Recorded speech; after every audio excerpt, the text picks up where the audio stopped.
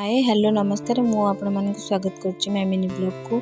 आपण मैंने तो देखी आम पूरी आसलु नरेंद्र पोखरी भी गाधी सारूँ वर्षा भी होना तो आम गाड़ी भर टे बसी सारीचु। तो वर्षा छाड़े आम मंदिर दर्शन करने जीवु।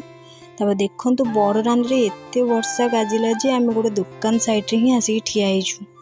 कौन करूँ जगह आमको एमती हैरान कर वर्षा छाड़िला आम पलि गलु। देखु आम दी भौणी केमती चल चली जाऊँ।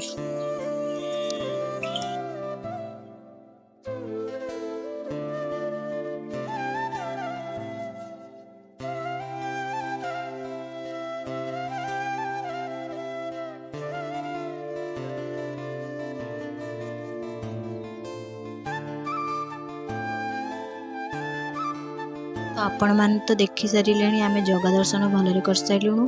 तो एबे आम भोग भी किणिया को जाऊचु।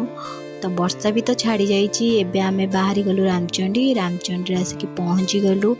आउ देखु ये मुझे स्टाइल मारिकी चलिकी जाऊँगी। पुरी तो किसी दुकान बजार खोला नाला तो रामचंडी बहुत भल भल दुकान भी खोला थिला।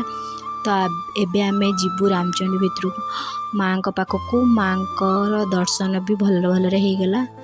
तो एबे आम जाऊँ समुद्र पाखक। चलतु देखा समुद्र कौन कौन सब अच्छी। अरे बोटिंग भी अच्छी। देखु बोटिंग और समुद्र को देखी किए बा मन कर जावाई घर को आसपा।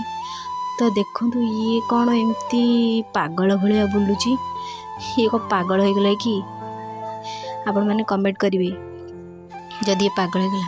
तापर रामचंद्र बाहरी आसिकी एबे चंद्रभागा गलुणु। आपण मानक जदि वीडियोटा भल लगे लाइक शेयर सब्सक्राइब करने जमा भी भूलुनि। रही नमस्कार जय जगन्नाथ।